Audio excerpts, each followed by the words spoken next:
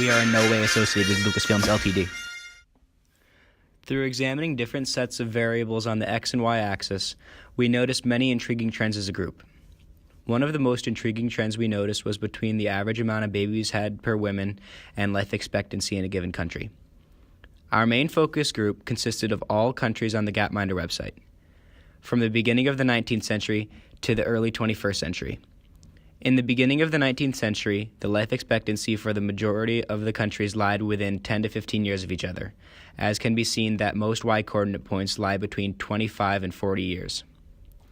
The amount of babies had per woman had less variation based on the data recorded from earlier years. For example, for the duration of the 19th century, the average woman in most countries had around 4 to 8 children as seen in the graph. Then, towards the late 1800s, there is a general trend upward due to more countries industrializing during the Second Industrial Revolution. Initially, during the 19th century, the amount of babies per woman ranged from 4 to 8 across various countries. Then, concluding with the 21st century, the average amount of babies per woman ranges from about 1 in more developed countries to 8 in more impoverished and underdeveloped countries. The general trend we noticed was as time progressed, the average amount of babies per woman decreased as life expectancy increased in a negative relationship. Now, a clear difference is prevalent between countries of higher economic and industrial growth over time to countries with low economic and industrial growth. Interestingly enough, the majority of countries who continued to have an average of about 8 babies per woman were all countries less economically and industrially developed and largely located in Africa, represented by the blue points. This idea can be seen by focusing on the United States and Niger, two countries who began with life expectancies and an average amount of babies per woman. These countries' economic history is very different. The United States was the heart of the Second Industrial Revolution and continues to thrive, while Niger is an industrially deficient country without a large economy. For the most part, countries with weak economies usually spend less money on infrastructure and medicine. This could explain a second reason why a difference in life expectancy and child mortality grows between our two countries of reference.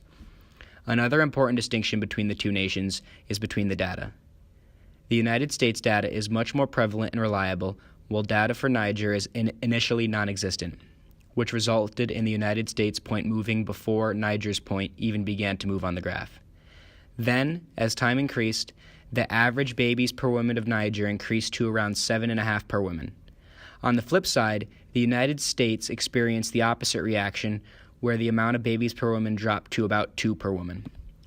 The two countries, which started with around the same number of babies per woman, now have a difference of over 5 babies per woman.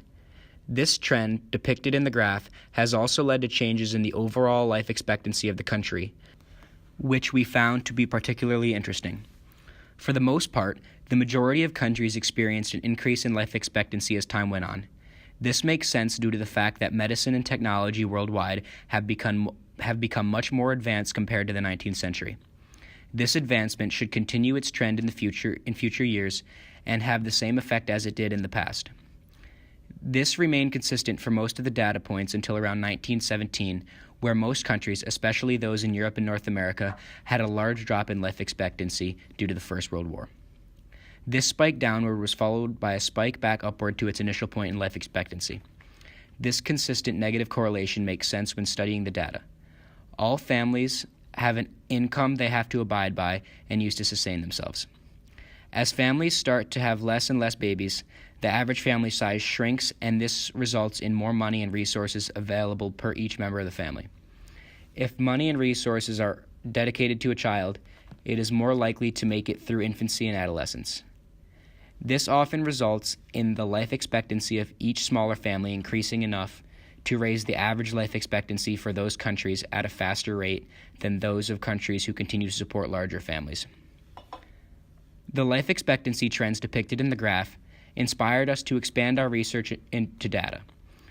Babies per woman had a negative correlation with life expectancy, so we were curious to see the relationship between babies per woman and child mortality. A factor in calculating life expectancy. We are looking for data in line with our previous results. As time increased, child mortality had similar results.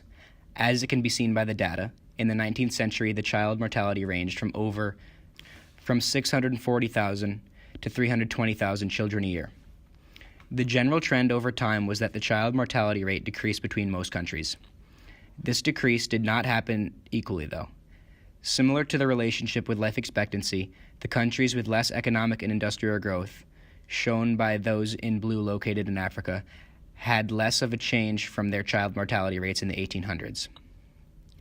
The data comparing babies per woman to both life expectancy and child mortality showed similar results. This led us to notice a correlation between the variables, with less babies per woman resulting in a higher life expectancy and thus a lower child mortality rate. However, this data is not enough to notice a causational relationship between the variables.